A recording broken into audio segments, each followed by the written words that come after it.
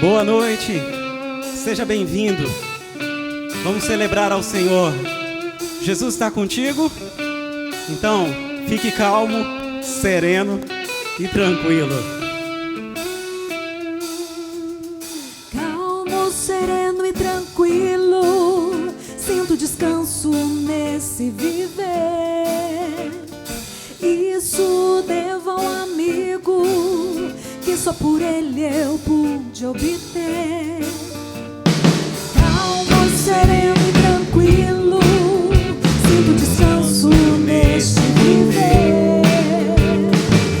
Isso devo ao amigo que só por ele eu pude obter. Ele é Jesus, meu amigo, meu Senhor, o Salvador. Só por ele ganhei a vida eterna com Deus, com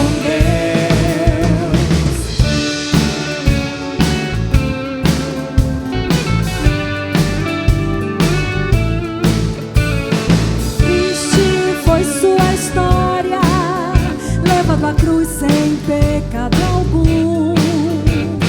Só porque me amou, morreu por mim e não hesitou.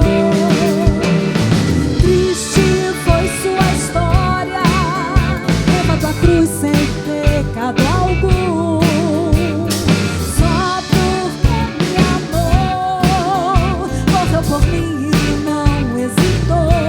Ele é Jesus, meu amigo, meu Senhor, o Salvador. Só por ele ganhei a vida eterna com Deus, com Deus, com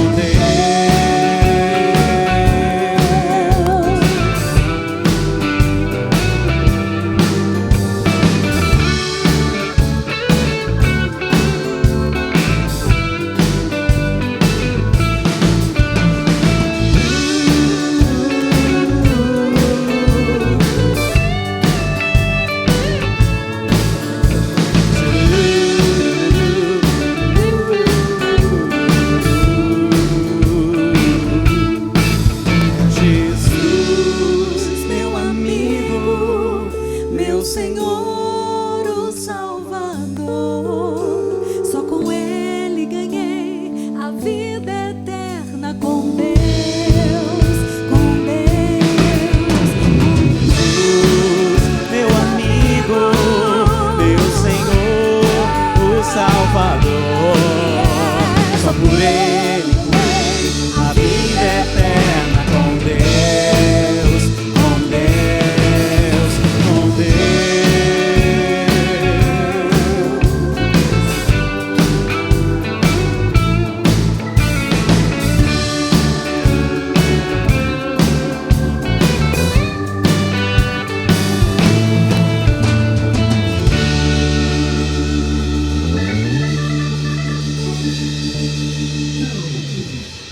Aleluia! Glórias a Deus. Nosso Deus está presente conosco. Um dos nomes de Jesus é Emanuel, Deus presente conosco. Ele está aqui, está conosco, está na sua casa, junto da sua família. A igreja sofredora de Esmirna, Jesus disse: eu sou o primeiro e o último, aquele que esteve morto e reviveu. Nós celebramos a vitória da cruz. Nós também celebramos o fato de que o túmulo está vazio e que Jesus está dentro de nós. Ele se manifesta em nós e Ele é por nós. Aleluia, aleluia.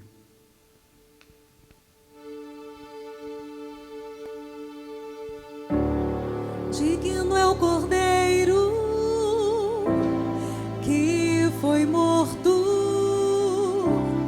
Santo, santo ele é. Um novo cântico ao que se assenta sobre o trono do céu.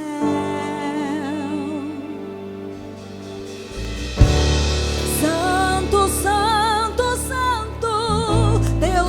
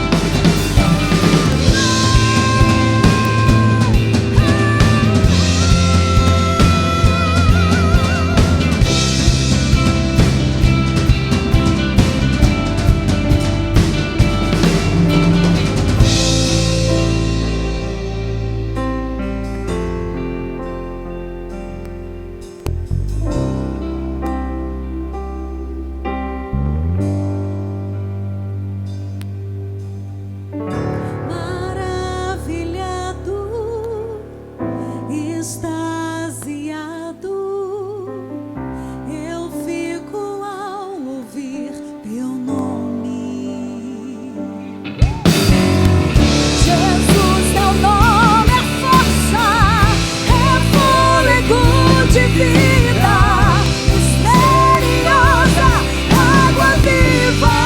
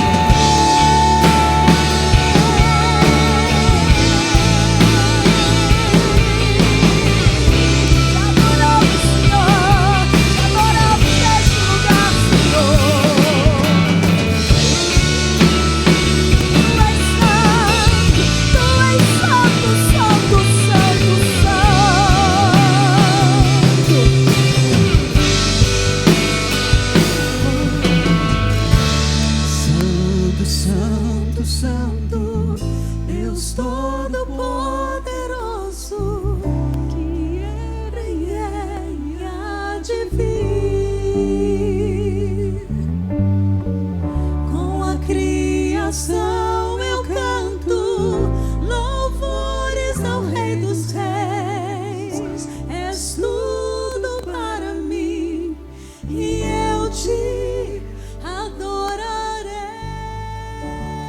Digno é o Cordeiro que foi morto e reviveu, aquele que era, aquele que é, aquele que há de vir.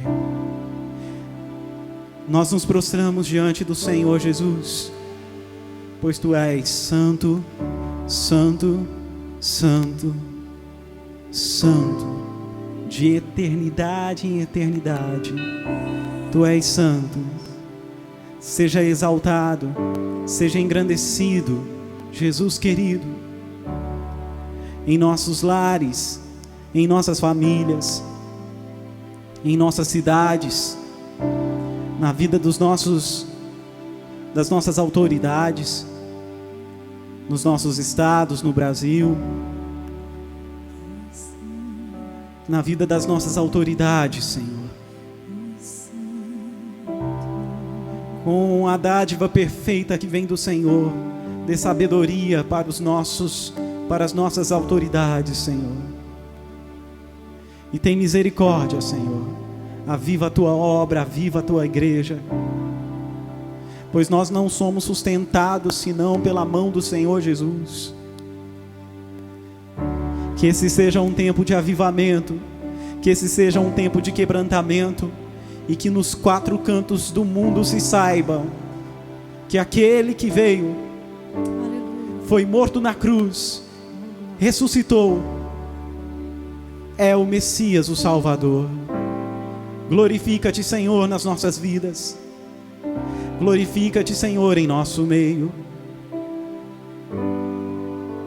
Nós nos unimos aos anjos e dizemos: Santo, Santo, Santo é o Cordeiro de Deus, que era, que é e há de vir. Tu és santo, Senhor, te adoramos. Te adoramos, Jesus. Tu és a causa de nós pararmos esse momento e cantarmos e voltarmos a nossa atenção para o Teu nome, para a Tua majestade, para a Tua formosura e para a Tua beleza. Te adoramos, Senhor. Tenha uma feliz Páscoa. Você e sua família que nos acompanha nessa hora. A Páscoa começou quando o povo de Israel passava por um embate, Moisés, Faraó, e houveram as 10 pragas e uma derradeira sobre a morte de primogênitos. E o povo de Israel recebeu a orientação do Senhor que sacrificasse um cordeiro, passasse o sangue nos umbrais da sua porta, e naquele período, naquele momento, se alimentariam da carne daquele cordeiro. Mas as famílias menores ou mais humildes não ficariam de fora, dividiriam o cordeiro.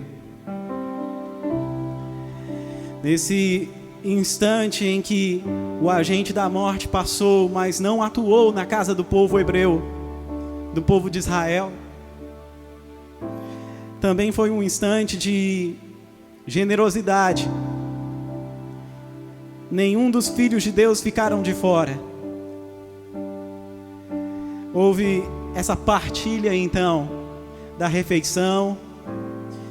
E o que eu entendo aqui também é que nesse tempo de passagem e de reconhecimento do cuidado do Senhor, nós inserimos aqueles que necessitam.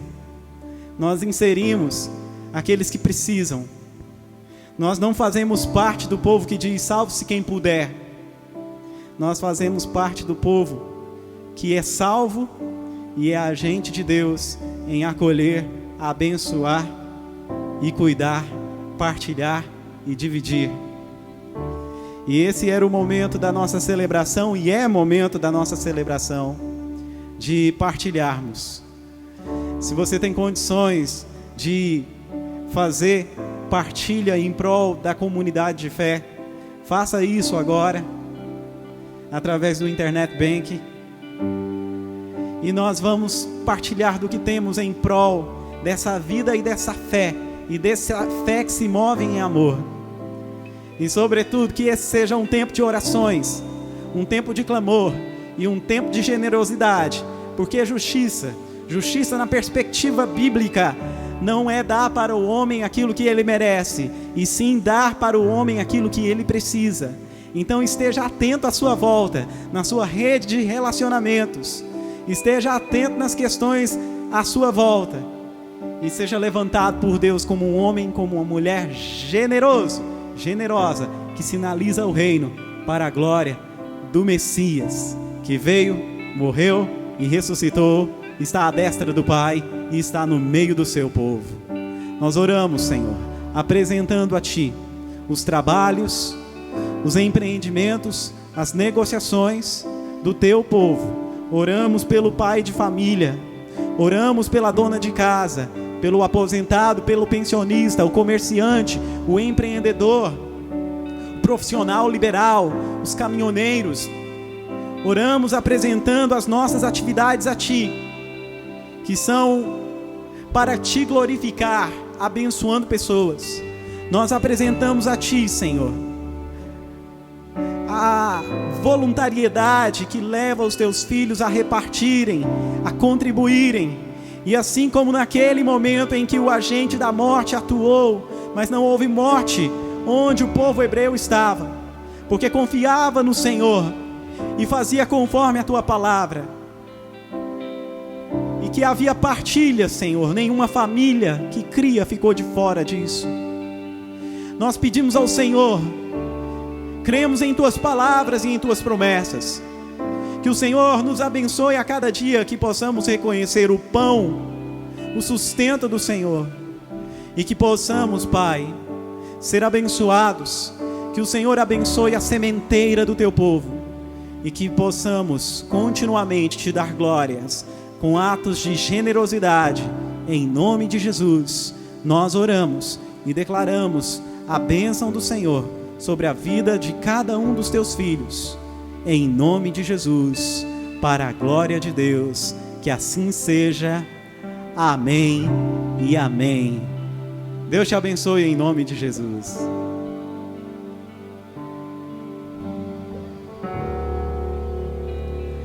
Hoje é um domingo atípico, porque nesse momento no ano nós celebramos a Páscoa. E eu queria hoje dar uma pausa na nossa série de reflexões sobre o reino de Deus, que tem sentido na Páscoa, ou a Páscoa tem sentido no reino de Deus. Nós vamos falar sobre esse momento da morte, da ressurreição, da aparição de Jesus aos seus discípulos, e tudo que queremos é que seja um tempo de edificação. Abra, portanto, a sua Bíblia no Evangelho segundo São Lucas. Evangelho segundo São Lucas.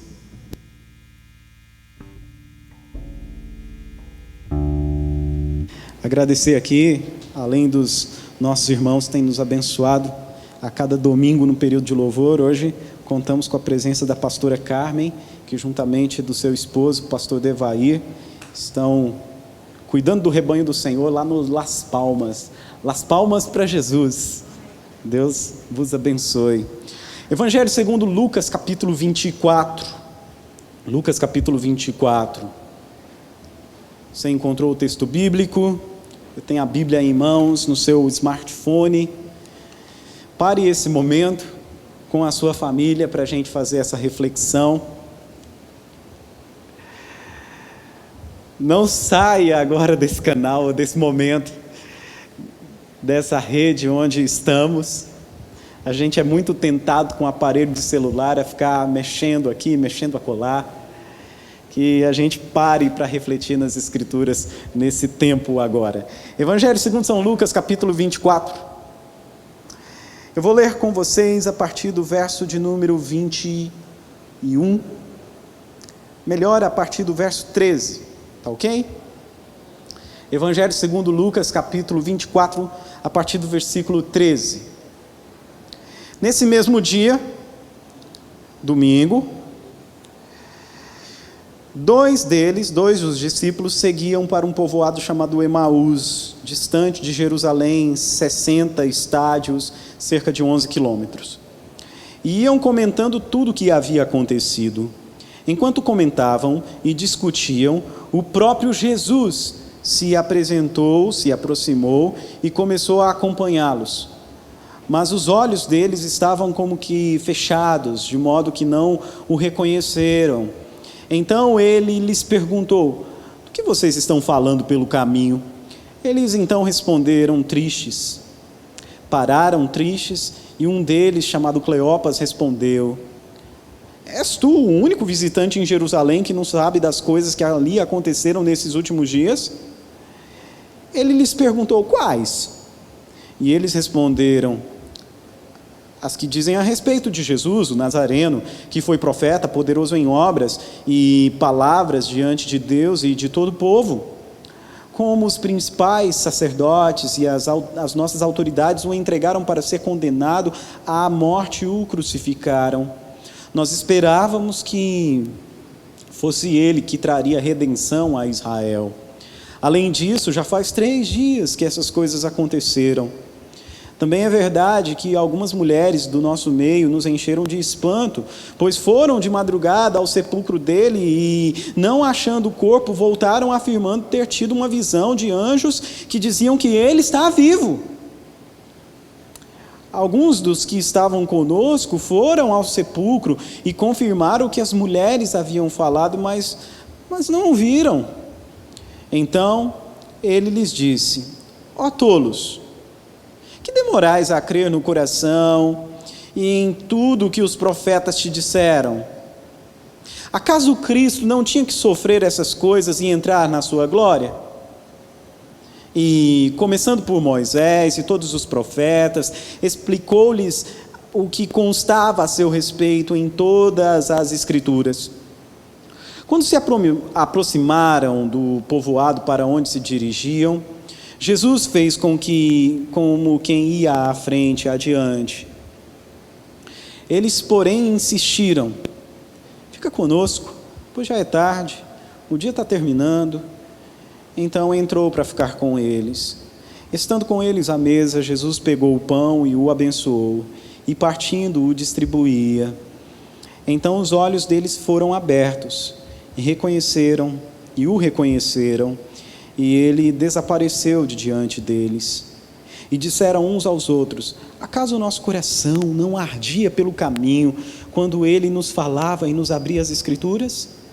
E na mesma hora levantaram-se e voltaram para Jerusalém, e encontraram reunidos os 11 e os que estavam com eles, os quais diziam: é verdade, o Senhor ressuscitou e apareceu a Simão.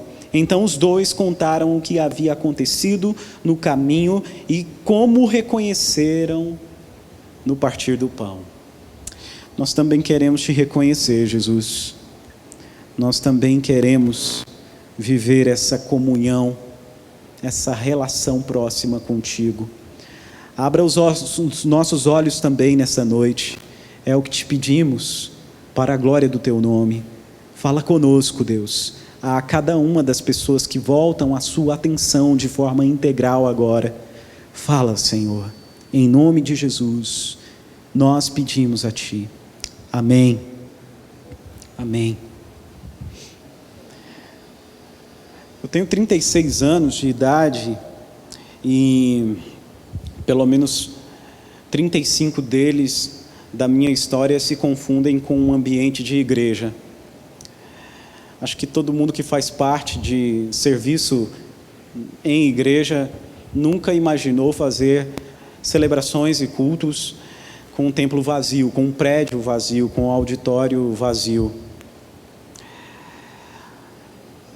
Chegou um período da minha vida em que eu entrei em crise existencial, que foi desembocando em crise de fé. E o ápice dessa crise, ou aquele momento da vida que a gente se sente no fundo do poço ou seco, numa aridez total, foi quando eu pedi ajuda para algumas pessoas. E naquele momento de abertura de coração, de pedido de ajuda, fazendo uma autoanálise, eu observei a mim mesmo e disse assim: olha, cheguei num ponto da vida que eu não confio mais nas pessoas, e eu falo de Deus, em nome de Deus, mas olhando para a minha vida, eu tenho a sensação que também não acredito em Deus. Não acredito mais em Deus. E eu estou inserido no serviço cristão desde menino. Falo em nome de Deus. Trabalho e que seja para a glória de Deus. Porém, no fundo do meu coração, tenho para mim que não confio nas pessoas e não acredito mais em Deus. Eu estava nesse momento em uma crise de fé. Não é um tempo muito distante desse de hoje. Ela manifestava os seus sinais, a desilusão, porque as doutrinas que eu aprendi ou que decorei ao longo da minha caminhada de vida e de fé já não batiam com as questões existenciais da vida, não davam mais resposta para a minha vida. A conta não batia. E ao olhar para esse texto, esse meu tempo de crise de fé se confunde com esta crise de fé dos dois discípulos a caminho de Emaús. Veja bem, Jesus passou com os seus discípulos por esses 3 anos, falando para eles acerca da sua morte e ressurreição, do sofrimento que iria enfrentar e de que as prerrogativas, o sofrimento também é prerrogativa do caminhar com Cristo. Quando Cristo é capturado, quando Cristo é julgado no pretório romano, quando Cristo é colocado à mercê dos soldados romanos, entra e caminha pelo Gólgota e vai ao monte chamado Caveira, quando ele é castigado, quando é colocado sobre ele a coroa de espinho, em suas mãos e pés os cravos, e ele ali é escarnecido, os seus discípulos são tomados de pavor, tomados de medo. Esses dois aqui estão indo para um povoado de cerca de 11 quilômetros de Jerusalém. Quando Jesus, ele falara da sua morte e da sua ressurreição, eles agora estão tomados de tristeza, os olhos talvez marejados ou sem brilho por causa da morte do Mestre. com a sensação de um ponto final. Tudo aquilo que Jesus havia feito de sensacional, curando os enfermos, expulsando os demônios, dando vista a cegos, ressuscitando mortos, trazendo palavras de vida e de vida eterna, como dissera Pedro. Parecia que era o fim, a esperança para esses discípulos, então eles estão indo para Emaús, distante um tanto quanto do centro aqui religioso, que é Jerusalém. A expectativa fora frustrada. A crise de fé, ela nos vem quando as ideias que a gente aprendeu e que a gente reteve sobre Deus, elas não são supridas no meio das dores, no meio das lutas, no meio das dificuldades. O tempo em que nós estamos passando como humanidade agora é bem sucinto aos questionamentos sobre a existência e o amor de Deus para com o homem. Se Deus existe, por que o mal está atuando? Houve essa expectativa frustrada a respeito de Jesus, afinal de contas, Cristo, o nosso Senhor, morreu. E mais, expectativa frustrada, porque eles esperavam que o Jesus, que é o Messias, iria desbaratar Roma, iria estabelecer Israel, iria fazer cair por terra o Império Romano, a sua força e a sua dominação. No verso 18 mostra que como eles estão tomados aqui de decepção e como teorizaram as coisas a respeito de Jesus, dizendo para Cristo o ressurreto que apresentou-se a eles: você está aqui, você é o único que não sabe o que aconteceu nesses dias?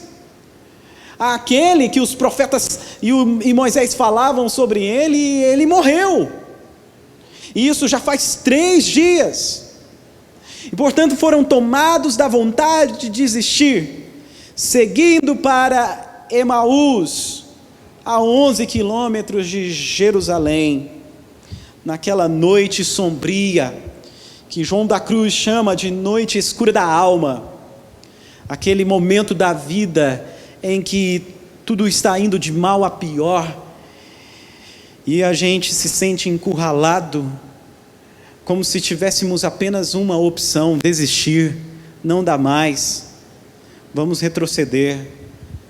Nesse momento em que desistir, retroceder nos parece ser a única via, é porque a noite escura tomou conta da nossa alma. Mas Jesus está presente, Jesus caminha com eles.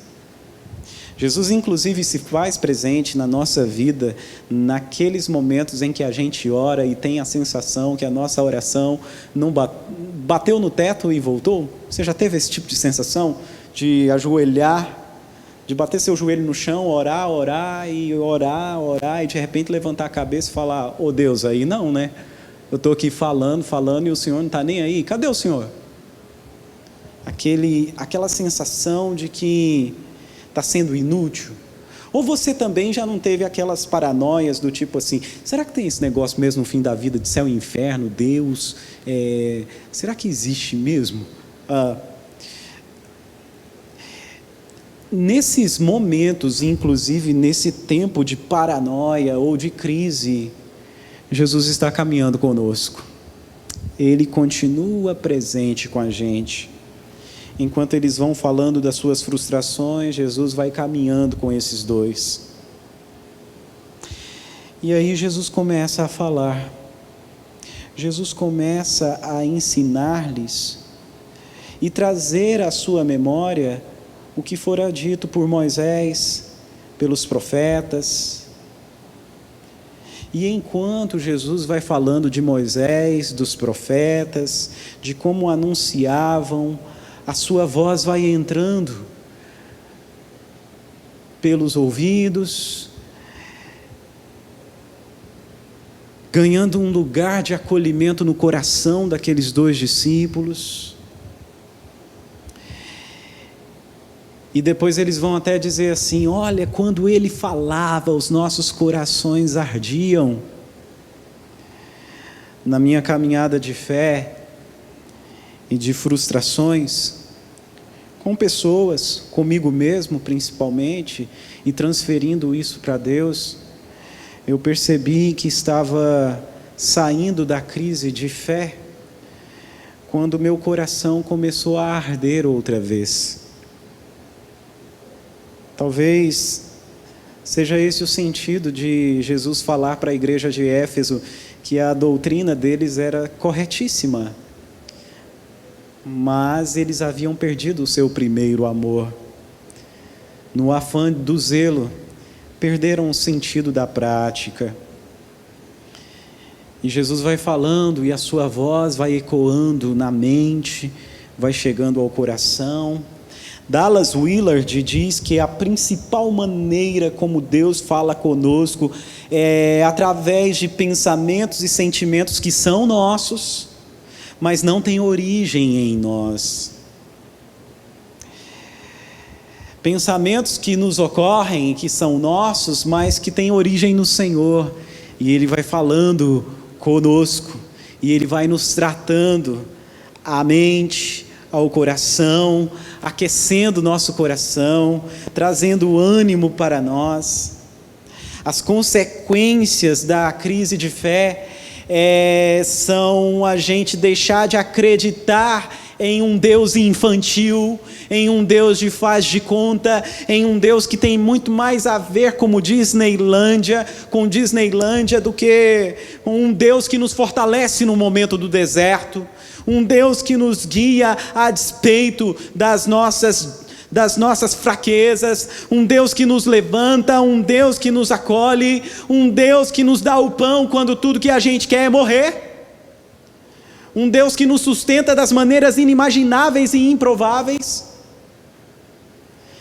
A crise de fé vai acabando e ela vai cessando quando a gente entra para um estágio de maturação e de discernimento de que Deus sim pode nos responder com sim acerca do que pedimos, mas Ele também pode dizer não e nos apontar para a sua graça, e de que o não de Deus também é didático para nós.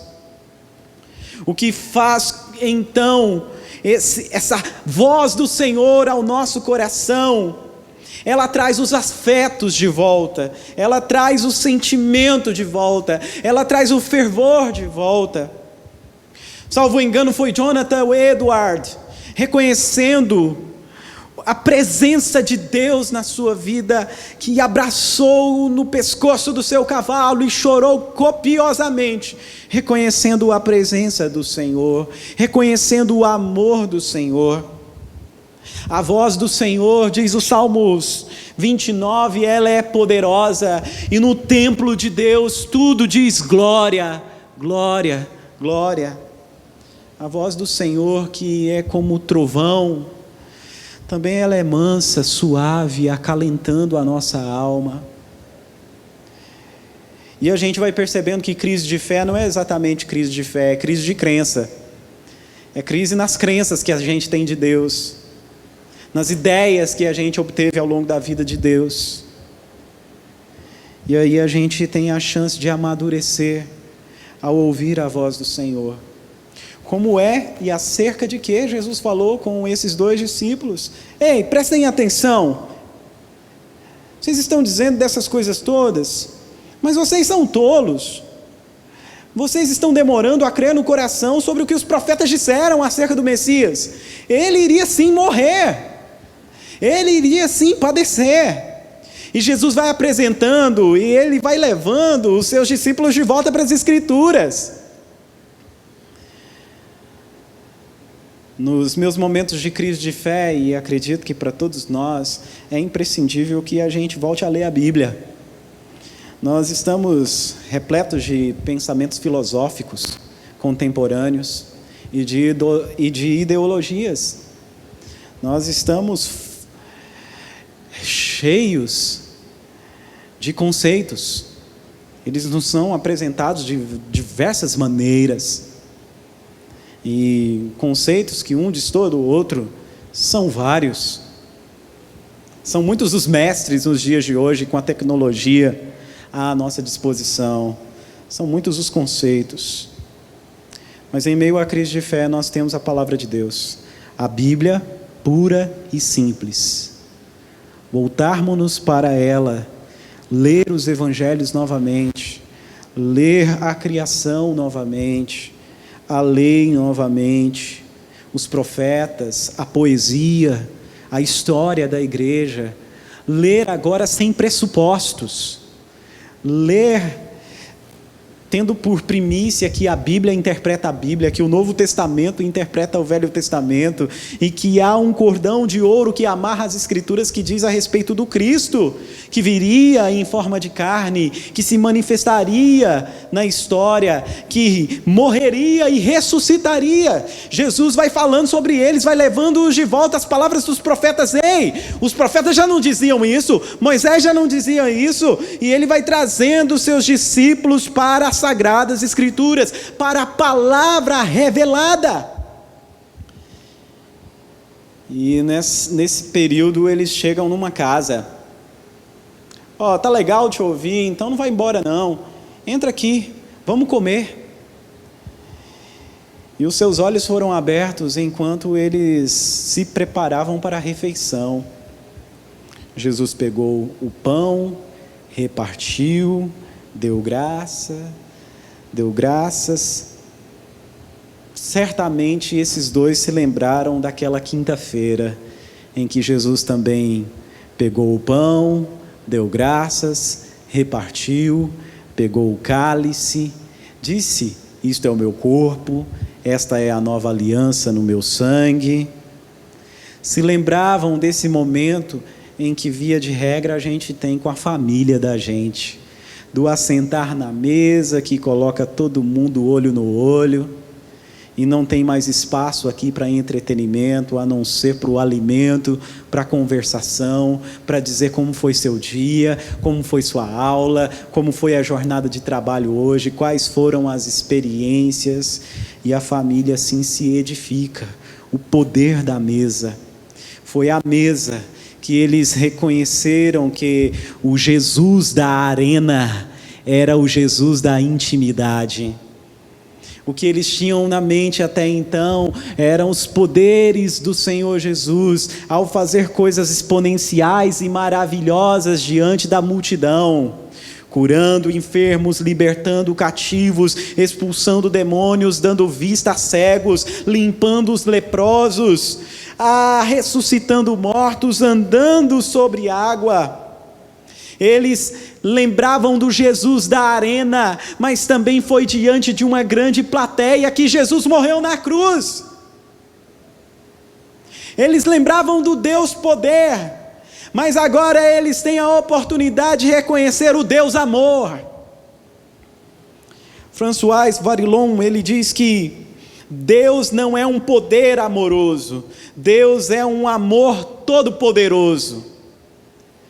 Em meio à crise de fé, ao descontentamento, quer seja consigo, com pessoas, com a religião ou com o próprio Deus, nós temos a oportunidade de nos encontrar com Deus amor, com o Deus que é amor todo-poderoso. E foi no partir do pão que os seus olhos entenebrecidos foram iluminados e reconheceram a Jesus ressurreto diante deles.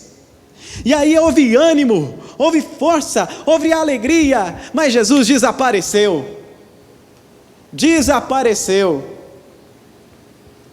Conta-se a história de pescadores em uma das ilhas da América Central que estavam sendo evangelizados.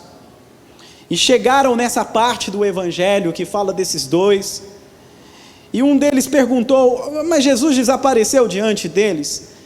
Para onde é que Jesus foi? E um pescador respondeu assim: olha, Jesus foi para dentro deles. Nenhuma hermenêutica e exegese do texto pode responder tão bem quanto o pescador iletrado de uma ilha da América Central sobre essa questão. Jesus desapareceu. Para onde Jesus foi? Jesus foi para dentro deles. Tanto é que eles saem daquela casa e voltam para Jerusalém. Eles voltam para a luta.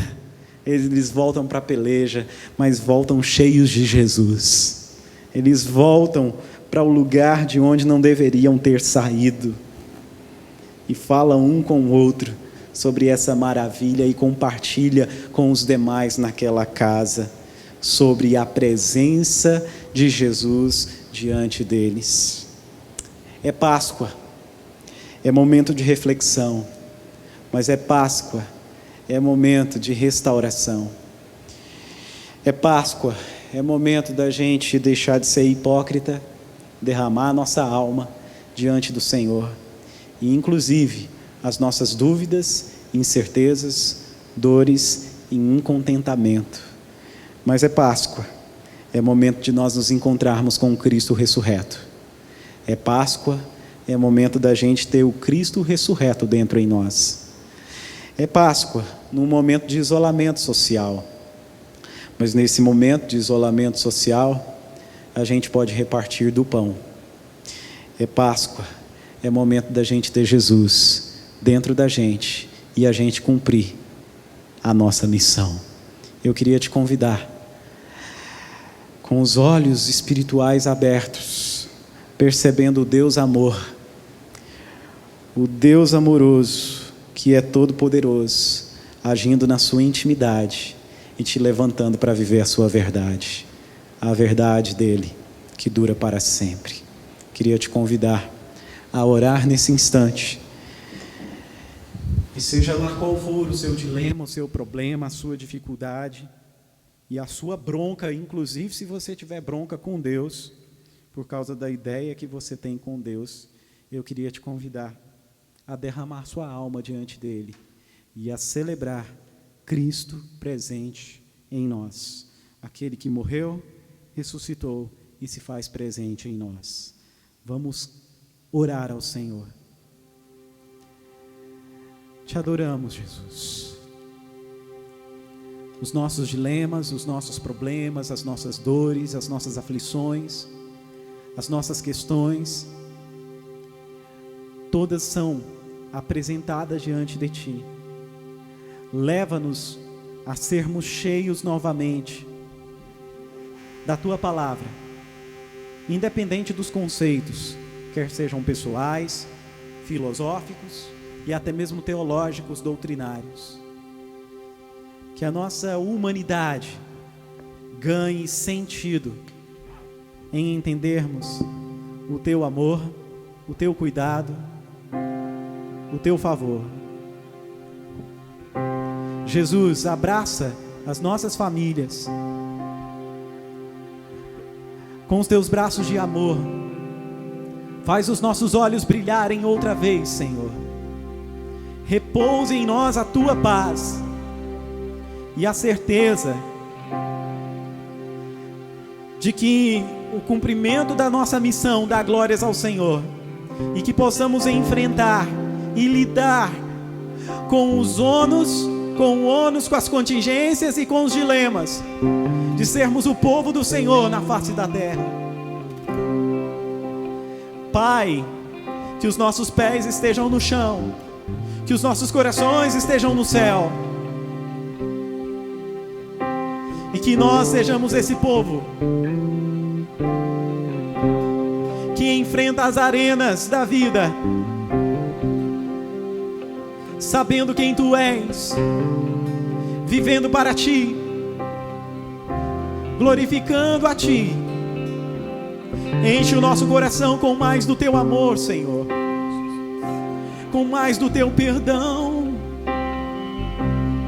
com esperança e fé,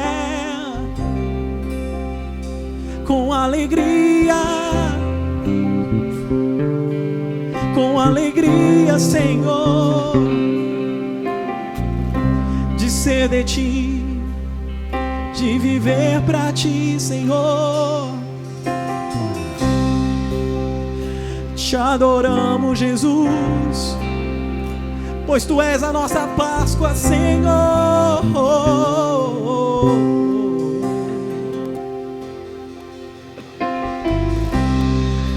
Aquele que morreu, ressuscitou, Ele está dentro de nós. Ajuda-nos, Senhor, nas crises que temos. E leva-nos, ó Deus, a ter o coração ardendo novamente. Dá-nos essa vivência da Tua presença, pois o Teu amor é grandioso. E haja o que houver, venha o que vier, que nós possamos lidar com a missão que nos fora confiada, sabendo, Deus, que a nossa vida é para a Tua glória. Glorifica-te, Senhor, em nossa vida, em nosso meio, em nossa casa. Glorifica-te, Senhor. Te adoramos, Jesus.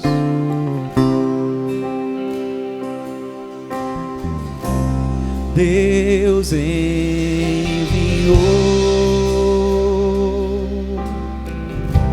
seu Filho amado pra me salvar e perdoar.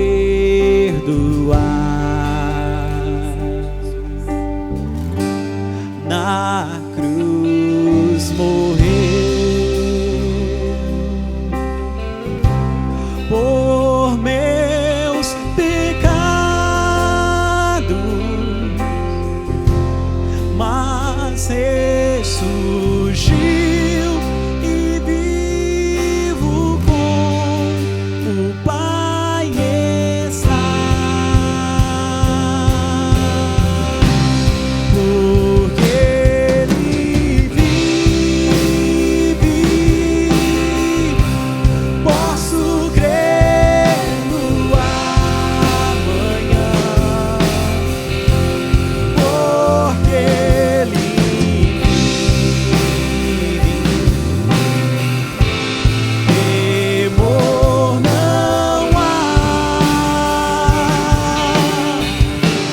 Mas eu pensei, eu sei que a minha vida está nas mãos do meu Jesus, que vivo está.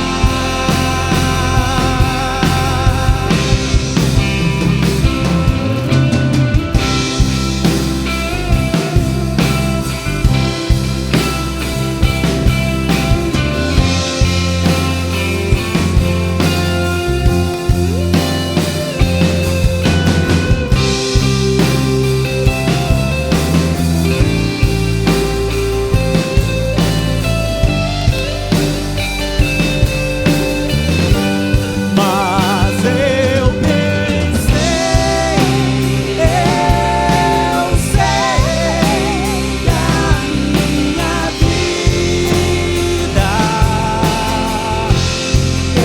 está nas mãos do meu Jesus, que vivo está. E quando enfim chegar a hora em que a morte enfrentarei sem medo, então terei vitória, verei na glória o meu Jesus, que vivo está. Porque Ele vive,